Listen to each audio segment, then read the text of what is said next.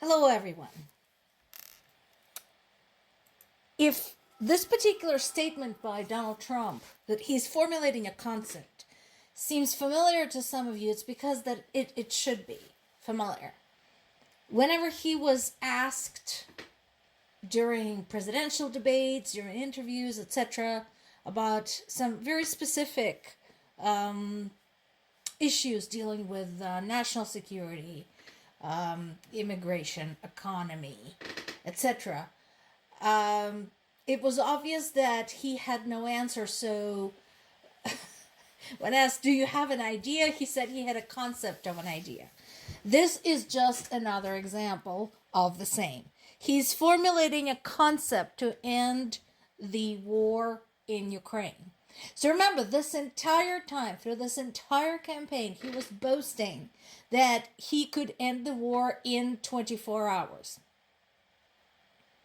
So you would think, if you were going to do that, you would at least start thinking specifically how you would do that. Whom you would involve, who would be your team, who would be conducting the negotiations, and so on and so forth. No, he is busy formulating a concept. I would also like to point out that this war has been going on for almost 3 years, and Trump has been campaigning for this entire time. So once again, it's not like this just was sprung up on him, It's not like that. But no, apparently he's still coming up with a concept. I agree with him amazingly. I agree with Trump. This war is ridiculous. He doesn't understand why it's ridiculous, but it is. It was started by somebody just because he had an itch to scratch. And because yet another nation said no thank you in response to Russia's interference with its affairs. I agree that the death toll has been staggering. And the trauma to Ukraine as a nation, to its economy, to its culture, to its population, has been beyond measure. All the more reasons to know what the fuck you're doing when you're talking about ending this. But no, apparently that is too much to ask. Zelensky is still trying to find a solution. Again, I understand what his point is in all of this.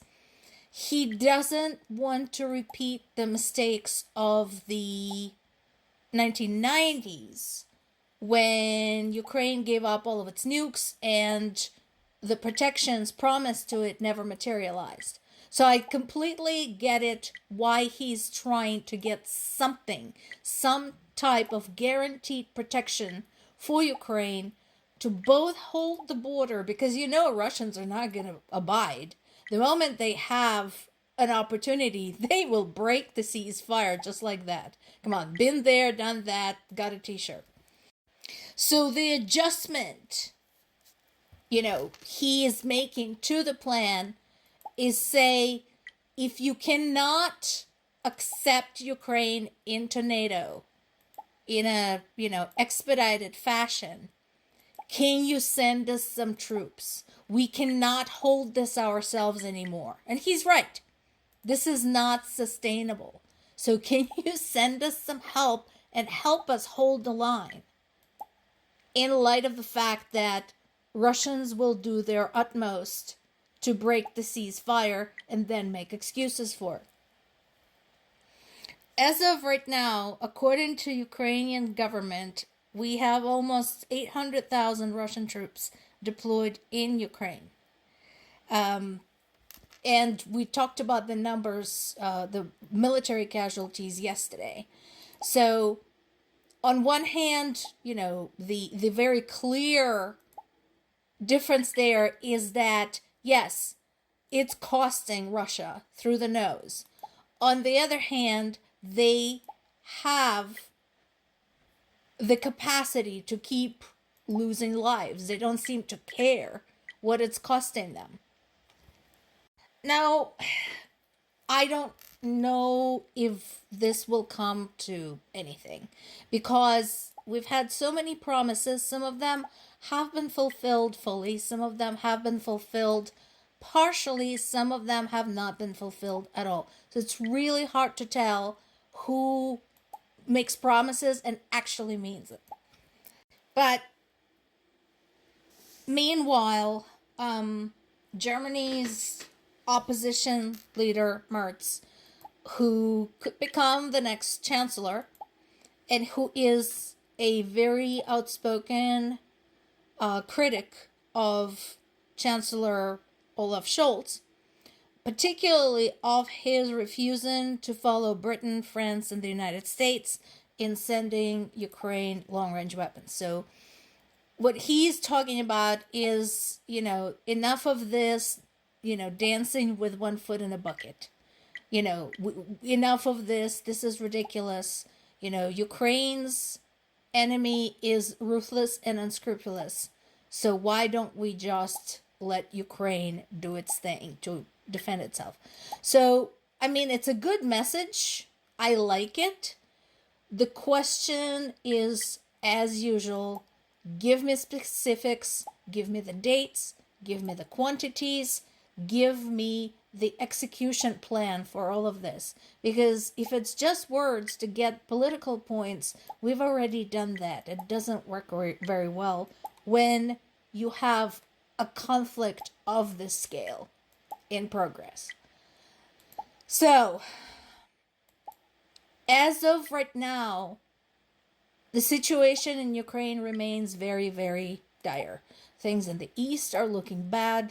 They still haven't given up the idea of attacking Zaporizhia region.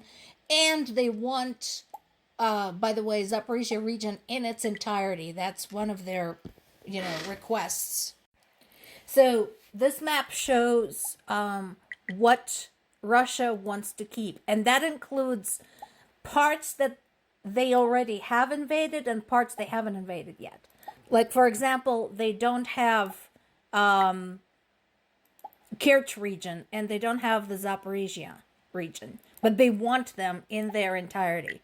So they want the Luhansk region, they want the Donetsk region, Zaporizhia region, Kerch, and they want to keep Crimea. Once again, I'm asking you, just on a very basic human level, how is this okay? Why is it okay for Russia to go barging into another country and then demand to keep a portion of it?